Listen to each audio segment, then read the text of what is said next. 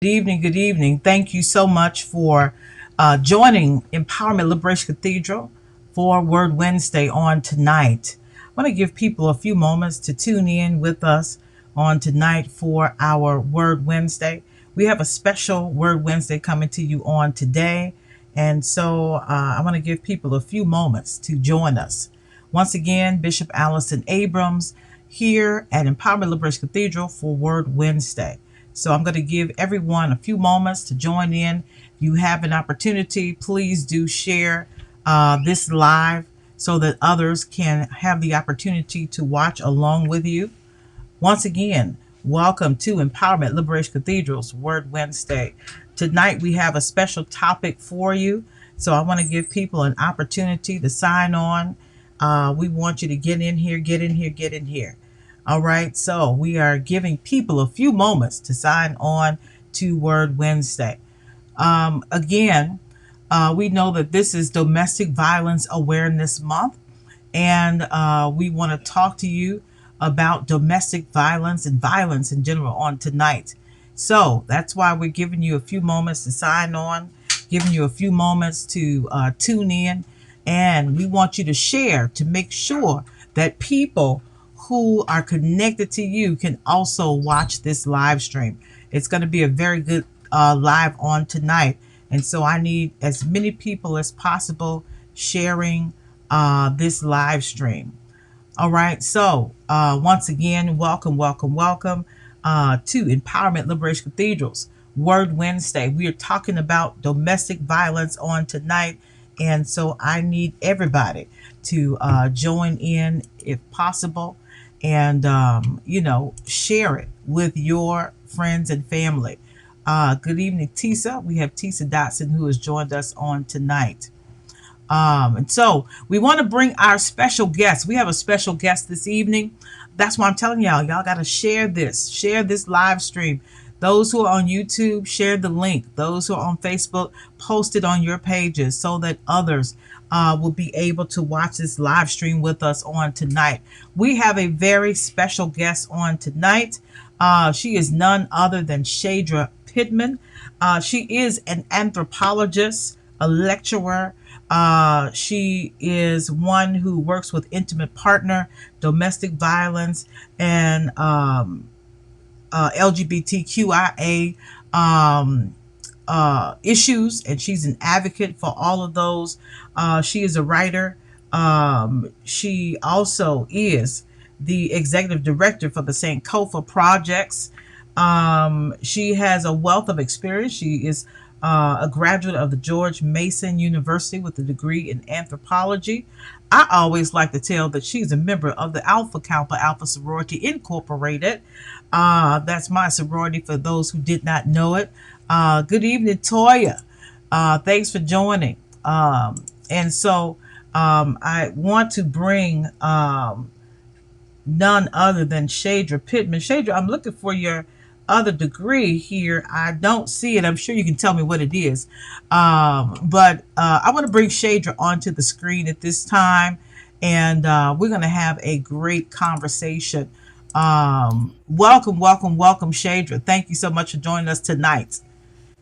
Of course, of course, of course. Thank you, Bishop, All right. for allowing me to be here in this space with you.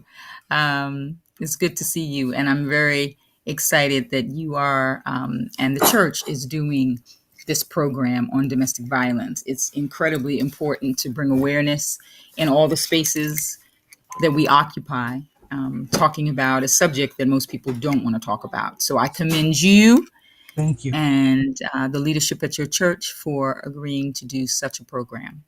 Thank you so much. And you have a greeting from our deacon chair who says blessings to you on tonight, Deacon Sylvester. So Hmm. we want to first look at domestic violence and what it is. Now, as I looked at domestic violence, first of all, we want people to know domestic Hmm. can happen to anyone of any age. Right. Can occur between those who are heterosexual, those who are in same-sex relationships. It can occur with anybody. It can include Right. violence against children, violence against parents, elderly. It can take all kinds of forms as physical, emotional, um, verbal abuse. Right. And so we just want to name those for people on tonight because I think it's important that people realize that sometimes people are in domestic abusive relationships, and it may not look like what you thought it would look like. And so, talk about that with us a little bit, Shadra. Relationships that become violent. Yeah, I think that, and you introduced that really powerfully. I think that a lot of times when people think domestic violence, they think of bruises, they think of people being battered, and that is a part of domestic violence. The other side of domestic violence is intimidation. The other part of domestic violence is stalking. Some of the non-physical ways that people abuse each other, particularly in the LGBT community, it's outing a partner. That's a form of domestic violence, or what we know now as intimate partner violence. And I focus specifically on the deaf and the LGBTQIA plus community because those two communities are often left out of the conversation with domestic violence. Domestic violence, still to this day, it's changing, but a lot of the conversation around domestic violence has to do with heteronormative relationships. So it's male, female, traditional, biological male, biological female. There's not a lot of conversation. There has not been a lot of conversation around lesbian violence, around gay men violence, around trans violence. And we know with the trans community, in particular, trans women, especially trans women of color, are at risk. Yes. They are the number one mortalities that we are finding are with trans women. So violence, domestic violence or intimate partner violence could be as extreme as a bruise. It could be as extreme as someone saying that they don't want you to be in contact with your mother, or Mm, they don't want you to talk to your friends anymore, yes. or they start showing up at your job, Yes. or they check your cell phone.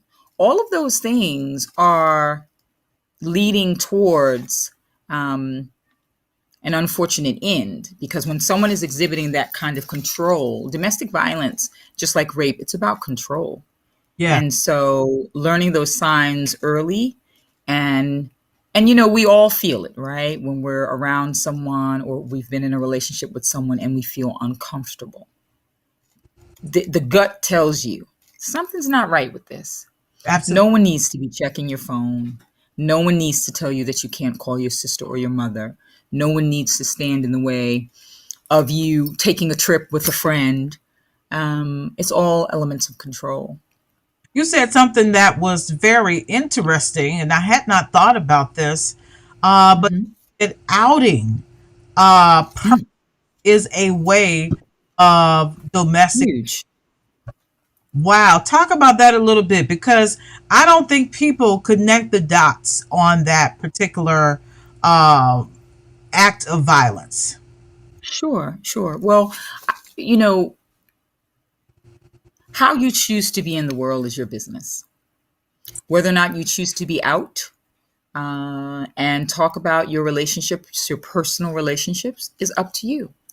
One of the tactics that has been used in particular in LGBTQIA intimate partner violence has been outing, shaming the other person, threatening the person that if they don't do or they don't stay in the relationship that they are in, that the other person will tell their friends or family, or they will out them on social media.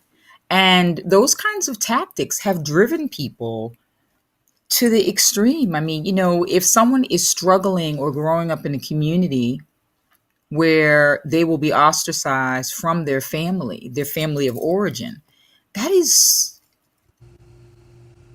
the scariest thing for some people to have to face, to deal with not having their parents in their lives. Right. And so that's a form of violence. Anytime you are intimidating another person, Yeah. Anytime you are evoking fear in another person, I don't care if it's over outing them, over, like I said, standing in the way of them having relationships outside of the relationship that they have with that particular person. Yeah. All of that is an element of control, and we need to be really mindful of it when we see it in our relationships and when we see it in our friends' relationships. We've all been around people where we kind of do the side eye at the way someone is talking to their loved one Right. or the way someone is treating their loved one. And it's really up to the bystander. It's up to us to Mm. maybe not say something in that moment if you don't feel comfortable, if you feel like your safety will be compromised. Yes. But you pull that friend to the side and have a conversation and you ask your friends, are they okay? Yes. Yeah, because I think a lot of times people think, oh, it's two women. They're not going to be violent towards each other. Women can be very violent Yeah. towards each other. And it's not only, if we're talking about a stud femme relationship, it's not always the more aggressive or masculine centered woman. You're right. Sometimes it's a more feminine woman who is the violent one. So violence it doesn't have a race, it doesn't have a gender, it doesn't have a sexuality, it doesn't have a socioeconomic background. Yeah. Anyone and everybody can be violent, and anyone and everybody can be a victim or a survivor of domestic violence. Yeah, and I think that's great. I see our first lady is on, as well as Deacon Sylvester is saying, "Ask your friend if they're okay." And I do think that's important because you talked about the Yeah, and how sometimes we don't trust our intuition. We're like, we "Oh, don't. for years, they always Right, they've been together. They got the best relationship, and she's always smiling, and he's always laughing, and they have a good time. They travel and do everything, but right, something still in us says something's going on, and we don't. right. And so We I, don't trust them. like you said, we need to begin to trust that, and not just assume because somebody is same gender loving that they're not being abusive, and not just assume because somebody's got on some Tims and maybe got on a hat with a short haircut Right, that they're the violent one. You know, right. Yeah, go ahead, beloved. hey, I know some people who wear high heel shoes and lipstick that can be very violent. Okay, so come up Absolutely. with the truth, cousin. And so Yeah, no, I just think we got to be honest with the people. no, no, it's absolutely true. And I think that part of what needs to happen too is that, I always tell people, don't let the lip gloss fool you. That doesn't mean, and then you can take that any way you want. But the reality is that we, as people who love our people, need to be paying attention, and we need to be mindful of the signs. We need to be mindful of when we're out with a friend and our friend is saying, oh God, I have to call this person back. And if I don't, and they have this kind of nervousness around that. Right, That is a problem. You should never be in a relationship and feel intimidated. You should never feel unsupported. You should never feel frightened to speak your truth. You right. should never be fearful to end a relationship. A lot of times people are in domestic violence relationships and people say, well, why do people stay? A lot of times people stay because they fear for their lives.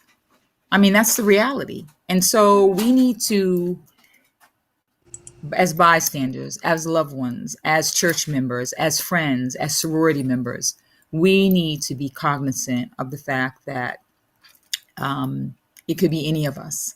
And the reality is that, the slogan for this year is everyone knows someone. And Yeah, it's true. We all know someone who has experienced some form of violence in their lifetime or sadly will experience violence in their lifetime. So we on the as I said, the bystanders, the friends, need to be advocates for the ones who can't speak yeah, or are afraid to speak. yes, yes. And I wanted us to look at just for a second Sure. when we talk about domestic violence, it is a crime. Uh, Hmm. so we want to make sure that people know this is a crime. And so people Absolutely. need to be dealt with because of the crime that they're committing. Now, yes, we do Right. give people the opportunity to seek treatment, counseling, Hmm. but it is a crime. And sometimes people die Absolutely. because of the crime that is being committed. Absolutely. So, Right. we don't want to look at or overlook the fact that this is a crime. Um, when we look at statistics, Shadra, here it says on average, over or Hmm. people per minute are physically abused by an intimate partner in the United States. During one Yeah. year, this equates to more than 10 million women and men. 10 million Yes. women and men in just one Hmm. year alone Right. experience domestic violence. Right. I think those numbers are staggering. That it should not be anywhere near that. It shouldn't be any.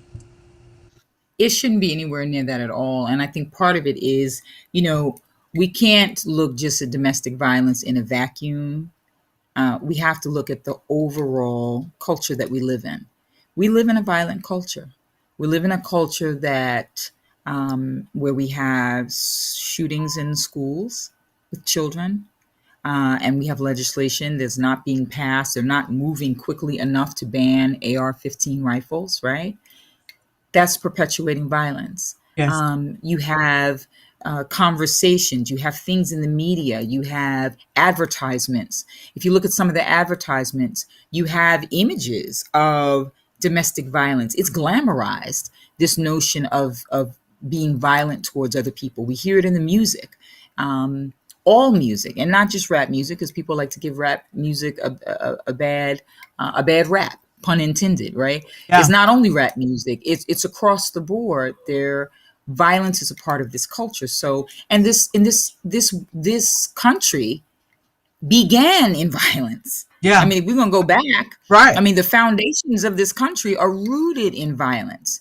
You have, you know, the settlers or the colonists or the intruders coming into a calm environment of native people, of indigenous people, Yes. giving them infected blankets, Yeah. raping women, taking territory, taking land. It began in violence. Right. So what we are experiencing now is the fruit of what was laid back then. And so in order to for me to for us to heal as an entire country, we got to get to the root of the problem. And the root of the problem is the way this country was founded. That mentality of violence, that Yeah. mentality of I'm going to take what's not mine, Yeah. I'm going to come in and take it. Right. What is that if it's not domestic violence and rape where you're exerting your power over somebody? So we have some, you know, systemic issues that are rooted in disrespect, Yeah. disregard Yeah. for others, Ex- whether the other be a woman, whether the other be LGBTQIA, whether the other be someone who's deaf, whether the other be somebody who's in a wheelchair. yeah. Yeah. We perpetuate violence against each other, and we really need to look at, like I said, the root of the issue. It didn't start Today. just, you know, it has a genesis. Yeah. Okay, if we're going to take it to the good book, it has a genesis, and that genesis is how the foundation of this country. There are places in the world where rape and domestic violence and these kinds of things are seen as like abominations. I was talking to an anthropologist at the University of Alabama in Birmingham, and he was talking to me about a community where he was teaching a class and he was teaching the students about the date rape drug. Oh. And they could not conceptualize that someone would put something in someone else's drink in order to take advantage of them. Like they could not conceptually understand how one human could do that to another. They just couldn't get it because in their country, I think it was Finland, in their country, that was unheard of. Relationships are amicable. Relationships are respectful. Wow. You would never think of doing something to another person. You would never think of taking the body of another person without their permission, without their consent. So, like I said, a lot of the issues that we have here are deeply rooted. And until we get to the root of the problem, Yes. Yes. these kinds of issues are going to perpetuate, and we're going to have year after year of sadly having to come together to talk about statistics and how many people have been affected by domestic violence. When I think about the games that the children play, they're Oh, violent. And so incredibly violent. some years ago we talked about needing to take the violence out of the cartoons because you have your babies that are watching this violence even in cartoons. And so Right. violence is at the core. And I think I remember talking about once before how violent our sports are. You look at football, Mhm. it is a violent Right. game. There are Right. people who are hurt and people who were hurt, injured, Hmm. their life that could not be, they couldn't have any treatment because it was an injury that, did not allow them to go back and play the game. Some people did not walk again. Some people were just vegetables. And so it's a very violent, some of the sports are very violent that Yeah. people support. Um, Hmm. I'm not going to say I don't watch football because I do, but it is a very violent sport, just like some. Right. And so, yes, I think there are so many violent things around till people are kind of numb to the level of Hmm. violence that we have in our country today. Right. And I think it's through, honestly, cousin Bishop, it's through talking about these sorts of things. So, I went to West Virginia University, big football school.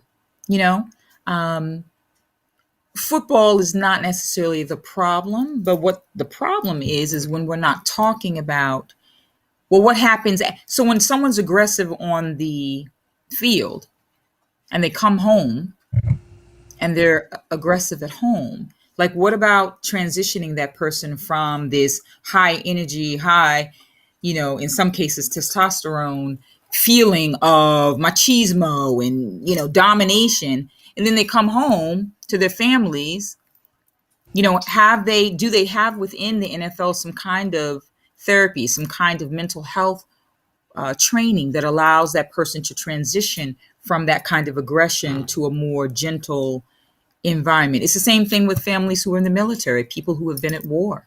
When Yeah, they come home, is there a transition from them being out on the battle lines and then coming home and then potentially abusing their loved ones because they don't know how to transition from the yeah, battlefield to the living room, right? So we need to think about mental health. We need to think about the ways in which we collectively are managing ourselves in these spaces.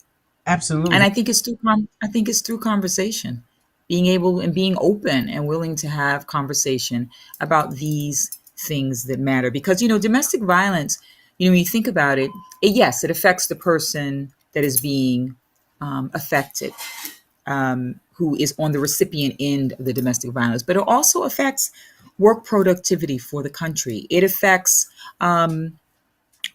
physical, economical, the quality of life that the person can have, the ability to move throughout the world freely. All of those things are affected. And if that person has children, then guess what? Those children are affected by domestic violence. And if that person has a mother who's worried about her, guess what? Mom is affected by the domestic violence, or dad and the siblings. So everybody, the whole community Yes. is affected when someone is going through DV. Eh, So when we help one person, we help the whole community. Absolutely. And let me ask this, because I do Mhm. to some of the statistics specifically, but when you talk about domestic violence in a family and the kids are present to watch the domestic violence, oftentimes, Right. I'm not going to say all the time, but oftentimes the children who have watched that take on that behavior and it continues to the next generation. But talk about the, if you can, Shadra, for a moment, that the young Yeah. people grow up in the household feel and deal with because they see their dad beating their mom, or see their mom beating their dad, or see their mom beating Yeah. other mom, or dad beating their other dad. Talk about that for a second. Right. Well, I'll just say this. I mean, I think, I'm the mother of two sons. And I made a decision when I had my children. Well, let me go back a little further. So I'm the daughter of Southern parents, Yeah. okay, from Alabama, Yeah. Alabama, North Carolina. My I was cousin. raised, okay, exactly. I was raised that if I got out of line, it wasn't anything for my mother to say, go in the backyard and get a switch, Absolutely. right? Or go in the belt drawer and get a belt. Right. And I lived with such fear and trepidation about misbehaving or about doing anything because I was scared that I was going to be beaten. And I say that and I start there because I think that when I became a mom, I made a decision not to hit my children. I have boys. If I had girls, I'd make the same decision. And the reason why I made that decision is because I wanted to draw a very distinct line between love and abuse, that they don't mix. And I know a lot of people say, oh, spare the rod, spoil the child. Like, there's all these sayings that people say. And to each his own. I don't stand in judgment of anybody who chooses to spank. I have friends, siblings who spank their children. I made a conscious decision because I believe, based on what I know from the work that I've done over the years, that there is a correlation between hitting a child and that child growing up and being confused about the messaging. Well, my mom loves me, and she says this hurts me more than it hurts her. Love should never hurt. So I think if we collectively could get to a point where we say, we're not going to do that anymore. I made a decision with my sons. I said, you know what? I'm going to talk to you. I'm going to talk to you about why I'm disappointed. I'm going to talk to you about what you could have done differently. I'm going to treat you with a level of respect. And I'm not going to say that I love you and put my hands on you because I'm setting you up for failure when you get older. Because you will think that that's okay because your mom did it. I don't want that on me. I Yeah. want them to know that if someone puts their hands on them, that it's wrong. And I think culturally, we have got to start to think differently about that. And I know that many of us were raised with parents, we got spanked and we say, oh, it didn't do anything to us. Yeah, it did. It did. I mean, there are studies that prove the levels in the brain are affected when we've been beaten.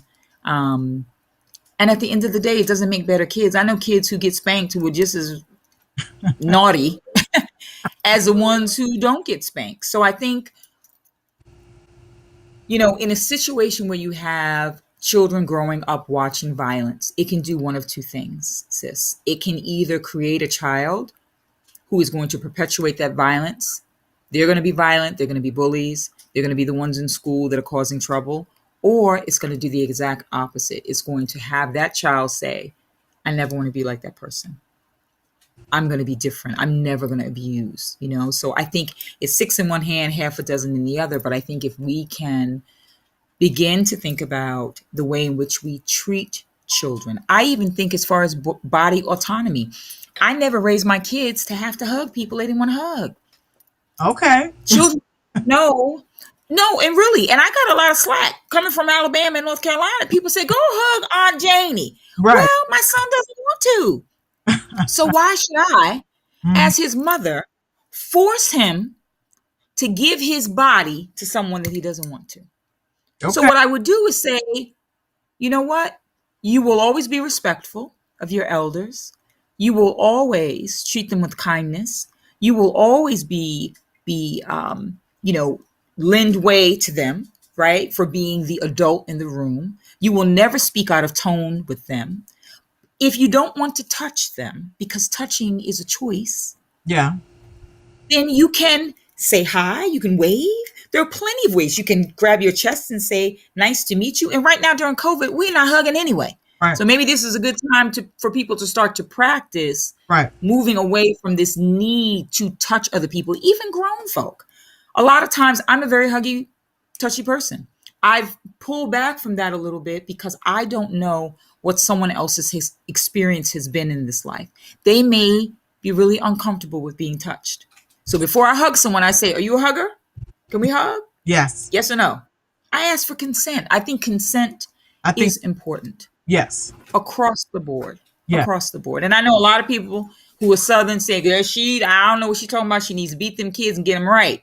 I'm just saying it's something for us to think about Yeah. as we move forward. Because if we're going to deal in science and fact-based information, Yeah. it doesn't make the child any more obedient to Yeah. beat them. I don't want my kids to fear me. I want them to respect me Yeah. Yeah. and know that their moral compass is on the right side, adjusted, that they're going to do what they're supposed to do, not because they're fearful Yes. that they're going to get a spanking, but they know it's the right thing to do. That's more important to me Okay. Okay. because they're going to get bigger than me at one point. Well, that's true. That's true. And let me say, I do think that sometimes children who grow up in houses where there is domestic violence, um, they have I guess, first two things going on. One is Hmm. they resent being in that space because Of of course. it interrupts their peace, and it causes them to look at the abuser differently. Why are you Yeah. beating the other person that I love? You know, and so I think they're connected Right. because sometimes they do love the abuser as well. So how do Of you course. Of love the course. abuser when they're abusing you love? So it causes a lot of internal conflict. I Hmm. in those young people who have had to grow up in those households. But then also, this is, as my wife, the therapist, the practitioner, the psychologist likes to say, Yes. it's behavior that they've seen. So if Yes. they continue to see this and they feel like this is normal because it has become their norm, then they feel like the Right. person that they are in a relationship with, they can treat them the same way. And so, Of course. that is begetting that same behavior. And so, Well, and go ahead. no, I was just going to say what you say is, I mean, it's that's exactly right. And I think it comes back to the fact that they need to understand that this is a crime. I Absolutely. mean, not only do you not have a right to put your hands on another person, but it's a crime. Yes. It is against the law to stalk, to abuse, to take from someone, to threaten someone, to hit someone. You Yes. can't do that. Yeah. And so they need to know that, you commit the crime, you could potentially, um, it could affect your life for the long haul if Yeah. you do something that, hopefully not, hurt someone to a point where it's a homicide. But we have to think about that. Who Yes. do you want to be in the world? Yeah. Yeah. And I think, as you're talking, I was thinking, I think this starts at that little kindergarten level, Of where course. kids hit the other kids. And they say, Oh, oh, exactly. her because he likes her. Well, no, he shouldn't be putting Right. hands on her. But I think it Right. does go back to there when people don't deal with the kids hitting the other kids. I Yeah. remember this. Let me share this with you. Um, Sure. Everybody who's watching, my oldest daughter, when she was in middle school, I think she was in the seventh or eighth grade. I don't remember which one, but there was a young man who hit her, and so Mm. she was upset because I drug her down to the police station when I found out about it. And I said, no, he has committed a crime and we're going to report this. I had a friend who was a police officer. And so Okay. I said, we're going to report this. We went down to the police station. She did not want to report it because she said, oh, well, it's not really that serious, Ma. You're making a big deal out of it. No, it is that serious. We're going to, I came out of a domestically abusive relationship. Any type of hitting, I'm not going to stand for. And so somebody, Right. we're not going to let that continue to the next generation. We're going to break this and Right. stop this right here. And so we're going to the police station. So we did turn in his name. Mhm. His mother was very angry that she had to come down to the police station because at that point he had to be dealt with by the police. And so she Okay. deal with her son about shoving and putting his hands on someone else. And so, Right. there were two things involved here. The person who was the victim had to, Right. you don't have to be a victim. You can always go and report the crime that someone has committed against you. But also, the abuser had to realize everybody's not just going to allow you to shove them and push them. Some people are Absolutely. to the police or bring charges against you. And so that is Right. that day, when she was in middle school. And Well, so, you just have to teach the children right, and hopefully they will follow in that path. no, I commend you for doing that. I don't think we take domestic violence, I don't think we take the hitting and pushing and shoving serious enough. And I think children need to know that there are repercussions for your behavior. Absolutely. So, kudos to you for doing that. I think I bet you he learned a lesson about putting his hands on other people. And your daughter learned a grave lesson about the fact that her mother was not going to tolerate abuse. She did. She did. And let me say, she wasn't happy about it, but we moved Of on. course not. Yeah. Moved on. Okay, Right. so now when we look at domestic violence statistics by state, I want to give some information here. Sure. Oklahoma, when you look at domestic violence, 49.1% of Oklahoma women and Yeah. 47% of Oklahoma men experience domestic violence in their lifetime. Number two, you have Kentucky with Hmm. 0.3% of women, 33.5% of men. Then you have at number three, Missouri, 41.8% of women, and 35.2% of men experience domestic violence or intimate partner violence or sexual violence or stalking. You have number Hmm. four, Nevada. Okay, all the folks that like to go out to Las Vegas. Uh, Hmm. 43.8% of Nevadan women and 32.8% of men experience domestic violence in their lifetime. Number five, Arizona. Okay, so Hmm. when you look at these states, the 10 states with the highest rates of domestic violence overall, Oklahoma at 49%, Kentucky at Wow. 45%, Iowa at 45%, North Carolina, all y'all folks who moving to North Carolina, 43.9%, Nevada Hmm. 0.8%. Alaska, who would have thought Alaska over there? 43.3%. The state of Washington, Hmm. number seven, 42.6%. Arizona, 42.6%. Idaho, who would have thought? Don't they do the potatoes over there? That they would have 42% of Yeah. domestic violence over there. And Missouri, number 10, 41.7. So all of those states are between Yeah. 40 and 50% domestic violence in their states. Okay. Yeah. Not to say the Yeah. states that some other people are living in don't have it. We're not saying that. But Of these are course. the top 10. Top Right. 10. That is entirely too Yeah. much. And I'm glad you brought up Yeah. stalking. But go ahead. Go ahead, Shay. Mhm. No, I'm just going to say, I mean, it's hearing those statistics, it's daunting, but it's a national crisis, domestic violence, and outside of the United States, it is a global issue. Violence against women, femicide, the killing of women is an issue. Yes. Um, Everything from catcalling on the street. Women have been killed who have been catcalled, who have said, please don't talk to me that way. Hmm. Uh, and they've been killed for it, for simply saying no, for simply saying they don't want to give their phone number to Yeah. someone. Women in different countries have been acid has been thrown on them. They've been burned Yes. alive. Yeah. I mean, we're not talking about like um, minor offenses. We're talking about life altering situations that no human being should ever have to experience.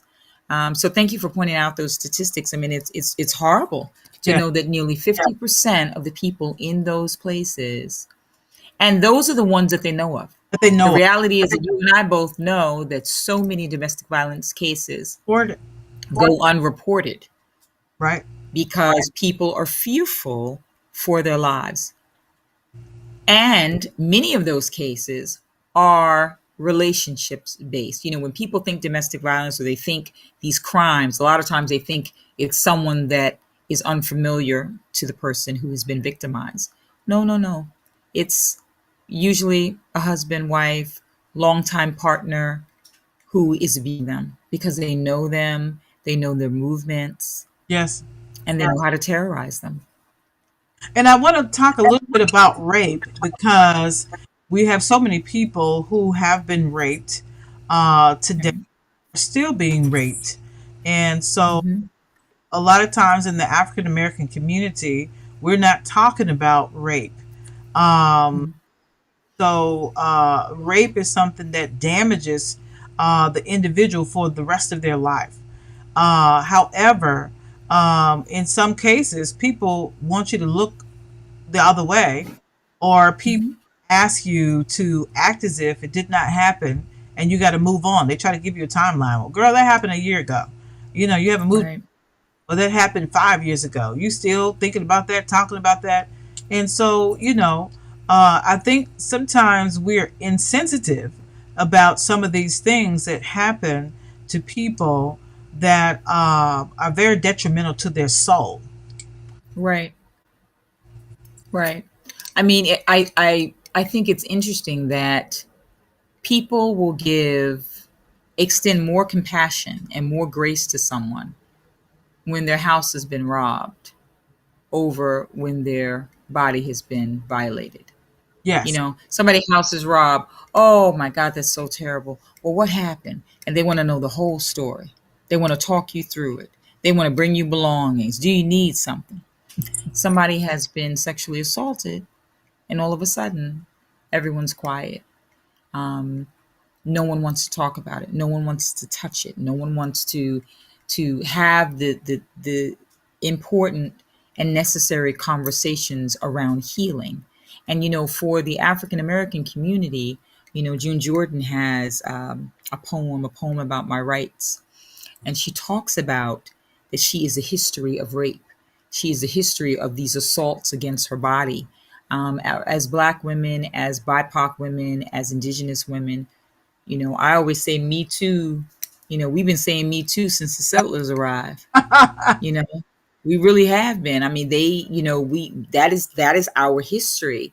And so we have it from the settlers, we have it from, within our community, we are violated, and we need to have honest conversations about how do we end the violence? Yes. How do we grow up children, boys and girls, to respect one another? Yes. Yes. And I also, Children. Hmm. oh, sorry, you had frozen for a second. Go ahead. Yes, no problem. No, no, no. Go ahead. What were you gonna say? I was going to say, when we talk about the children, we want to make sure that we let people know violence, rape, and the rape culture is not just happening to women, it happens to men as well now. And Of so course. they're reporting some of the numbers because some of the people chuckle.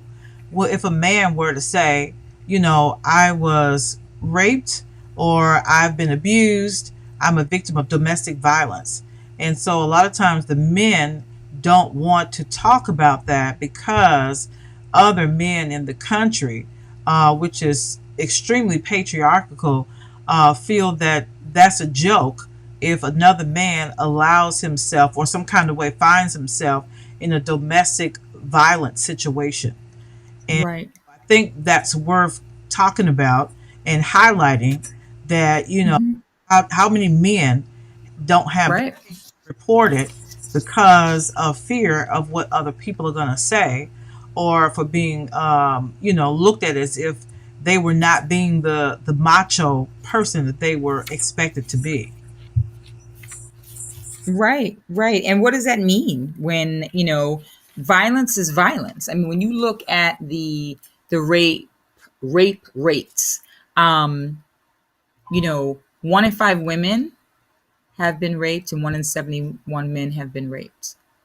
When you look at LGBTQIA plus communities, you know, 40% of lesbians have been raped, 61% of bi women have been raped, 35% of heterosexual women have been raped. When you look at gay men, 26% of gay men, 37% bi men, 29% heterosexuals have been raped. So the numbers are just, they're really high. And so What does that mean when a man has been violated and he doesn't feel comfortable talking about it because of the lack of support or understanding that he would get from other men? It's because when people think of rape, when they think of violence, they think of that as something, and you're right, it is very patriarchal. They think of it in terms of something that happens to women. You're not supposed to let somebody do that to you if you're a man. Right. If it's about power and it's about dominance, it can happen to anybody. Yes. It's not gender based. Right. And so we need to create spaces for men and boys to talk about what has happened to them because it is happening. I mean, and those, I think as Frederick Douglass said, it's easier to build strong boys than to repair broken men. I'm paraphrasing. But, we need to work on building the children up from the ground up, and give them the language to say that if someone is touching you, if someone is doing something to you, if someone is looking at you in a certain way and making you feel uncomfortable, if someone is putting their hands on you in a way that is uncomfortable, you need to have the language to tell an adult that you trust that it is happening. Right. We have to give children the language Yes. and have them have the understanding that it's their duty to speak up for themselves, that they have to be their first advocate. They have to. Yeah. And we as the parents have to believe them. Right. We all have a creepy uncle that should not be coming to the cookouts. We all have somebody No. that we know that he beat Aunt Mary some years ago and he's still invited to the holiday gathering. Why? No, I do not know. And that is such an important thing you just said.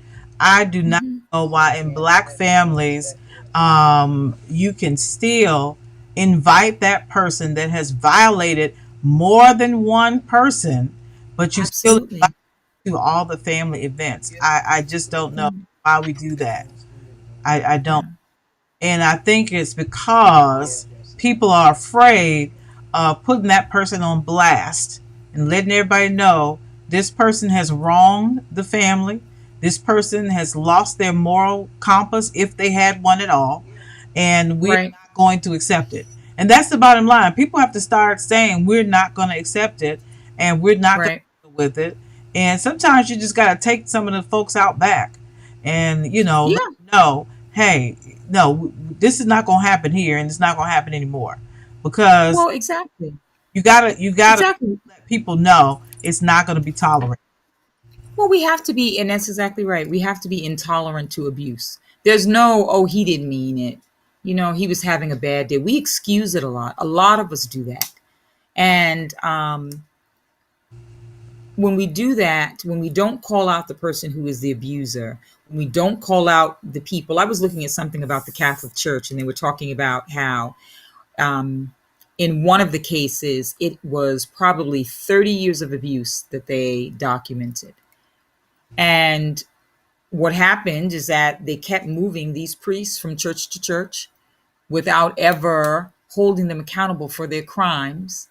And so you have generations of children who have now suffered because someone didn't do what they should have done, which is stop the abuse immediately, right? We have people who are in positions of power and we allow them to get away with the most heinous crimes.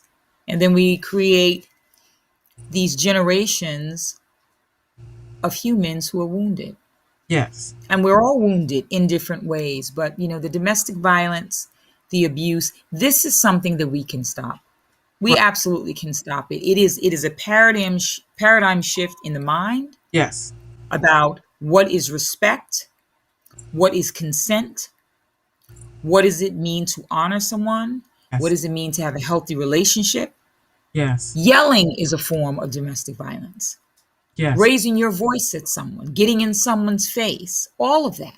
Yes. Taking someone's keys, not allowing them to have access to the finances and the family, all of that is a form of abuse, is a form of control. So if we can continue to do as you are doing and creating platforms like this and having these conversations and continuing to have these conversations in our churches and in our families. I really think we can change the way we move forward. We have to. Our lives depend on it, And honestly. I love what you said, Shadra, where you just named a couple of things for some folks, because sometimes people, they're not really aware that something is violence or abuse. And so it is Hmm. to withhold the keys and say you can't go nowhere because of what you did or I'm mad at you. That's right. So to withhold the keys, withhold the car, put the keys somewhere where you can't find it, or even lock the door where you cannot leave the property, that is abuse. And to It is. try to say, well, I feel like you're overweight, you're getting too big, and so I'm going to make sure you're not eating anything, that is abuse. Okay. Absolutely. And so, we have to start naming these things and looking at it and calling it what it is. It's abuse. Hmm. So sometimes Hmm. you think, oh, they're just mean, they're just trying to help me and they're, looking out for me. Well, no, they're being abusive. That's what Hmm. we need to say. They're being abusive Right. to you. Okay. And Right. sometimes people are being abusive because that's all they know, because they grew up in an Right. abusive space. Of And course. again, that's all they know, and that's what they're Right. to you. And so we got a lot of healing to do in the country Hmm. from Hmm. domestic violence. But I want to say stalking is not okay. If you have No. broken up with someone or you have separated from them, you all Hmm. process of severing your ties, your relationship, then I think it's important to talk about. It's not okay for somebody to show up at your job. It's not Not at all. okay for them to follow you around. It's not okay for them to you go in the store and all of a sudden you turn around and they're standing there. It's not Right. okay for you to go to your friends and they're standing outside or parked on the street following you to see where you're going all the time. It is not okay for Right. you to show up at the church. We had a situation where one time somebody was stalking one of the members. They showed up at the church. So we had to Mm. call the police. Of course. So it is not okay to have someone to stalk you. So if someone is stalking, No. following you, don't think that you can handle it on your own. You need to call someone in authority Absolutely. that can deal. Hmm. Okay, and that's important, I think. Shay, Absolutely. And talk about let that. me just say this. Yeah, Well, I just want to say this real quick, just to piggyback on what you're saying. One of the things that I think that needs to happen that's really important with regards to stalking is that, stalking can be incessant phone calls. Some years ago, I dealt with a stalker. And part of the way in which she stalked me was she called constantly. Within 5 minutes, I remember one time because I saved the phone records. Within probably 3 or 4 minutes, she called me 47 times. wow. She would call and hang up. She would call and hang up. She would call and hang up. She would call my other phone and hang up. She would call the house phone and hang up. When those kinds of things are happening and you on the recipient end are feeling emotional distress, you are being abused, beloved. You're being abused. And when someone is being manipulative and saying to you, well, if you don't date me, I'm going to kill myself, that's a form of abuse too. It's a form of manipulation. It's Yes. a mind game because people who really want to take their life, sadly, they do. When someone is threatening you with ending their life because you choose not to be in their life, that is a form of abuse. And what I would say to people who are experiencing that, if anyone who's watching this or you know anybody who's dealing with someone who's stalking or really any form of abuse, write it down. Keep a log of when the person is calling. Keep a log of when the person is showing up at your job. Keep a log of all the instances where that person grabbed you or put their hands on you or yelled at you or spat in your face. Keep a log of it all. You Yeah. must do that. And I just want to give them, if I can, just a Yeah. national hotline number. The Mm-hmm. national hotline number for domestic violence is 1-800-799-7233. Again, it's 1-800-799-7233. And for hearing impaired, it's 800-787-3224, or you can simply dial 911. And this is why I was saying about the deaf community. The deaf community doesn't have a voice that is heard, that is respected in many environments. And so imagine being a person who is deaf, who Yeah. is dealing with domestic violence. You go down to a police station and no one there speaks sign language. Yeah. No one can communicate with you. Imagine what that must feel like. So we have to think in terms of um, access and create inclusive environments so that everyone who's experiencing these horrific events gets what they need. We need interpreters at the police station. We need to make sure that the Violence Against Women's Act, which is going through legislation, it's what they're pushing, a Violence Against Women's Act to support women who have suffered domestic. Oh, sorry. We need to make sure that those kinds of legislation are being pushed through the Senate. So contact your senators. Find out in your community what is happening with the Violence Against Women's Act. We need to make sure that criminals are being persecuted. We need to make sure that the interpreters are in the police stations, that people are getting what they need, that they are not, if someone is a trans woman coming into a police station, that she is respected for being a woman. She's respected for being who she says she is in her body, and that she's not dealing with homophobic policemen or police that are going to put her in a cell with men because they don't respect her gender identity.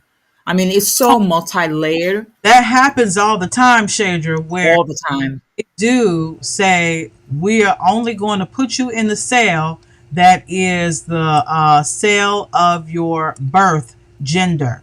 And so, Yes. um, it's unfortunate, but that's how they handle most of the transgender persons that come in. We have Maggie who's saying, do you need any literature? I'm affiliated with the DV org. So Maggie, yes, go ahead and if you want to send that to our ELC mailbox, which is 12138 Central Avenue, number 280. And that is Bowie, Maryland 20721. Okay, and you can find that address also on our ELC website. But it's so unfortunate Mhm. because trans persons have fought for that, not to be the case here in America. Mhm. We know that that is the case. Many trans persons are misgendered intentionally, and Absolutely.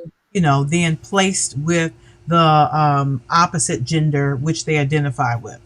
I want Right. one more thing, Shadra, before we get off. When you and I Sure. get on here, thank you. Maggie. When we get on here, we have such a great conversation. It is such a robust Yes. conversation. I want to talk about now those people who are domestic violence survivors, because Hmm. we know that some do not survive, but many do. And so those who are survivors oftentimes are re-triggered. They may have gotten Yes. a situation, they may have moved on, and then something happens to re-trigger them. Hmm. So can Hmm. you talk about some of the things that may re-trigger some of those who are survivors? Because we don't want to assume just because they're no longer in their situation that they have totally healed from that. Right. So Right. talk about them being re-triggered for a second. Yeah. Well, you know, I think as when I say we, I mean all of us, need to think about the way in which we move in the world, right? So when it comes to domestic violence, when it comes to rape, when it comes to any kind of violence perpetuated against other people, we need not assume, we need to assume that it might be the person you're talking to. I Mm. remember when the Cosby case happened, and there were a lot of people on the platforms. And, Cosby has been, you know, America's TV dad, right? For a lot of people. I always say he wasn't my daddy because I had a great dad.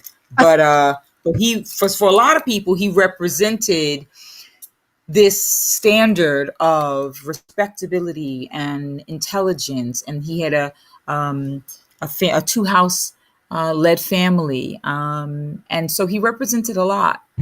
But I remember when during that time, and he was acquitted, a lot of people were really happy and were really jubilant and like, well, this is great, and or whether it's Cosby or it's R. Kelly or whoever it is, I often say to people, you need to think about the people that you're talking to.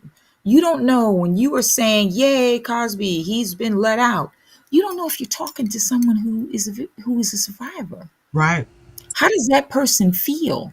So Yes. I think if we could begin to think in a way to not trigger other people, Yes. is to think if we know that the statistics are as high as they are, 1 in 4 women, Yeah. then we need to assume that it might be you. So that I need to have a level of compassion and a level of grace and a level of respect. So that way, even if I'm going to have a conversation about domestic violence and certain subjects that may be triggering, maybe I saw something on the news, I ask for your consent before I talk about it. I say, you know what? I saw this thing today about R. Kelly. Are you comfortable having that conversation? We don't know where people are unless we have a relationship with that person and we really know. So I would say that we need to really start to think about the way in which we interact with people when we're posting on social media. That's another thing we need to think about. Maybe putting trigger warnings at the top of our posts when we're going to do a TikTok or we're going to do some kind of video to let people know that the material that we're going to speak about may be sensitive. They may be sensitive to it. I don't think we can be sensitive enough to people who have experienced this kind of violence. Yeah. As you said in the beginning, it is something that it's kind of like the analogy of the plate. You have this beautiful plate, right? And you drop it and you find all the pieces and you glue it all back together, but it has the lines Yeah. of where the cracks were. Wow. So that's what I feel about rape. That's what I feel about domestic violence. We're whole. We're Yeah. put back together again. We are survivors. We are strong. We are warriors. We're here. We're here for the business. Yes. However, we're forever changed. Yeah. And so if we can begin to have compassion towards our loved ones, if we can begin to look for the signs in our community, if we can begin to speak out and use our voice and be advocates for others, if we can use our privilege. My privilege is being a cis woman. I was born in this body. So that means for my trans sisters, if I want to advocate for them in situations, I'm not going to let anybody speak ill of them in my space, right? Yeah. Same way for someone who's deaf or who's LGBTQIA. We have to. Priest Niemoller says he was in the concentration camps, and he said, and I know you know this because we've talked about it before, but he went to the concentration camps and he said, when they came for the communists, I didn't speak up because I wasn't a communist. When they came for the trade unionists, I didn't speak up because I wasn't a trade unionist. When they came for the Jews, I didn't speak up because I wasn't a Jew. And when they came for me, there was no one left to speak up. So we have to think of domestic violence in that way. We are each other's brother and sister, and we have to look out for each other. We have to have each other's backs, and Yeah. we have to end it. We can end it. We can end it. Our kids do not have to grow up with this Yes. if Yeah. we take it upon ourselves to make an active change I about the way we approach it. I believe that. I believe that. And our First Lady, Dr. Williams, says words have power, and which is very true. Absolutely. However, I do want to just add, I heard recently about two people who had been re-triggered and Mm, were away from their abuser, but just so happened to have seen them at an event, mm, saw them, and mm. all of those feelings came back, all those thoughts Yeah, came back, all the anger came back. But oftentimes, when you see them acting like everything is fine, and people like yeah, talked about the family event where the family invites them and people treat them as if they haven't Yeah, done anything, that continues to re-trigger some people. And absolutely. I just know we cannot put it under the rug like we often like to do. We have to Right. those things. And I think it's important, like you said, to make sure people are okay. And Yeah, so, if you know someone who's experienced domestic violence, ask them when they go into a large area or a place that's highly populated, are you okay? How are you doing in this space? And so, right. we have to be willing to check in. Anybody willing to check in on somebody and just ask the question, how are you in Yeah, this moment? yeah, That's important. yeah. No, it's important. And I think that, part of the checking in, um, it's essential that we check in on it on one another.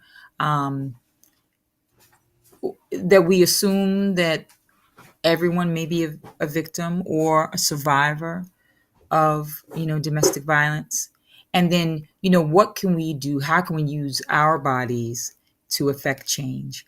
Not everybody's gonna be one to speak out or be on a platform like this, like you're doing. So how can you in your life, maybe that means you write a letter to your senator about the Violence Against Women's Act. I tell you one thing though that I just want to point out about triggering. Smells can be triggering.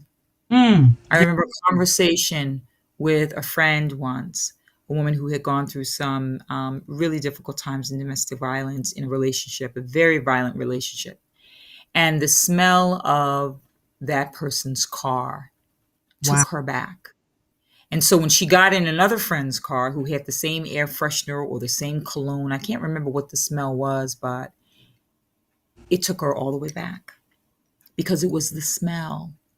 So there are so many things that can trigger us. It can be seeing the person visually, it can be a smell, it can be driving past a restaurant that you were last with that person. There are many things that can trigger other people. So we need to be mindful, and Yeah, we need to be sensitive, and we need to be compassionate and show grace to yes, our beloveds because we don't know what they've experienced. yes, And give them room to tell their story. yeah, Zora Neale Hurston said, you know, um, that we must speak. We must tell our story because people will kill us and say that we enjoyed it. So we must speak about it. We must tell our story, despite how difficult it is. And not everybody's going to have the courage right. or feel comfortable to tell their story. And we need not push people to do that. It Yes, may take somebody 20 years. And if it takes her 20 years, don't ask her in the 20th year what took her so long. Tell her thank you for yes, freeing herself and yeah, for telling her story. yeah, yeah, That's what we need to do. absolutely. And I want to say we know that the domestic violence numbers went up during the pandemic because anytime you are in an enclosed space with your abuser, Yeah.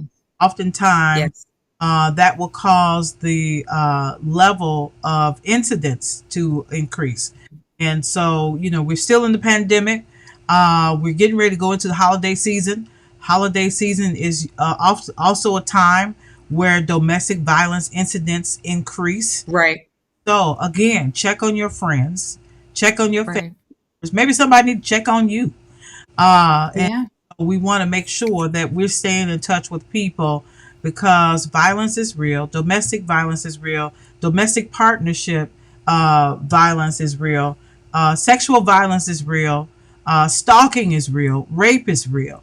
And as Shadra told us earlier, the intentional outing of people is real. And so Yeah.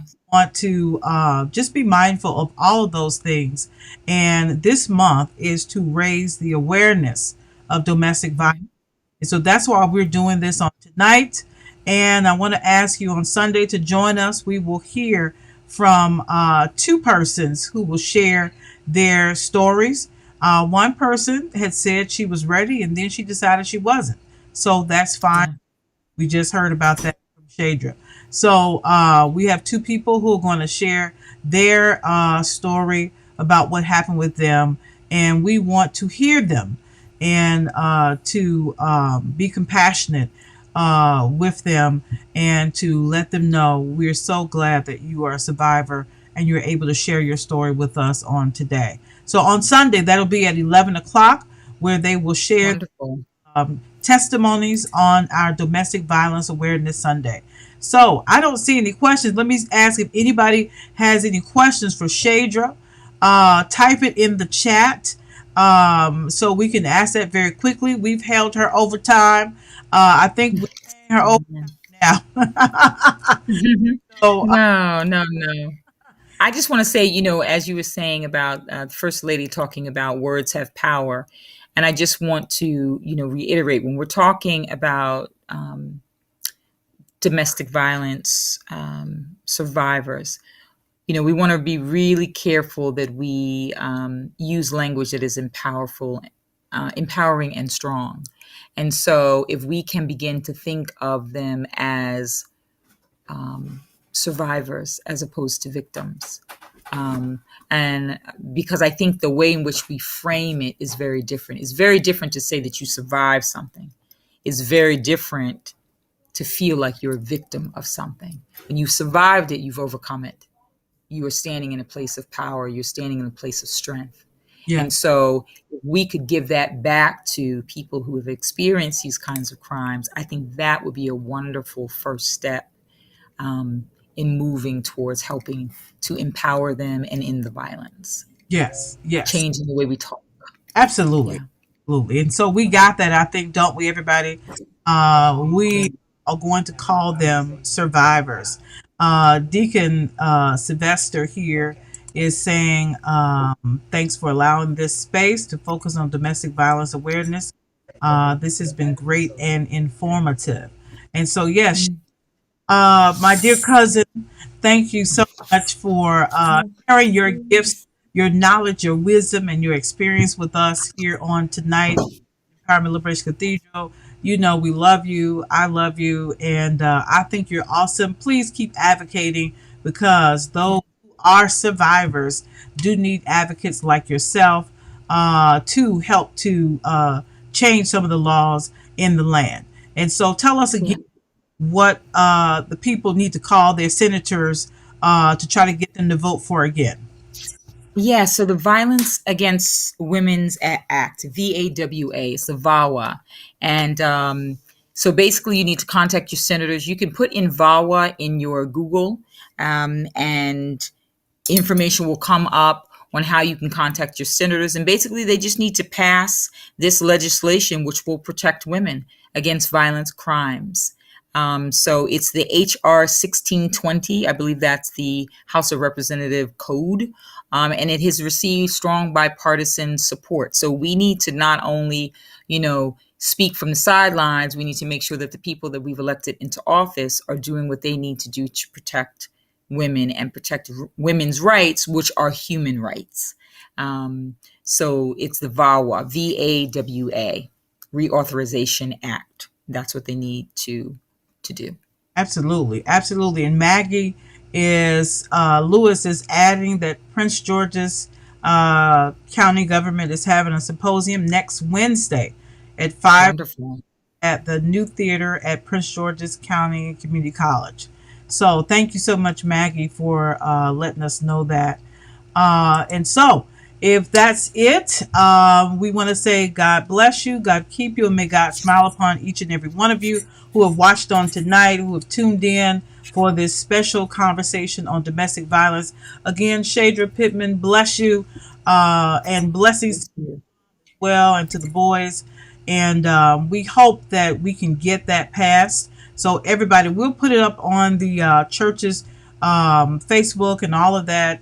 The HR Wonderful. and also we'll put it up on the Instagram, and we're going to get as many people as we can to try to contact their senators to get that passed. And so we're going to look Thank you. because we need the protection of women. Any type of law that Absolutely. do that. All right. So good night, Absolutely. everybody, and thank you again for joining in. I think I saw Miss Thank you. on. So thank you, Miss Martha, for getting on, and Katat, and who else did I see that signed on? I think that was all the ones I saw. All right, so have a good night, everybody.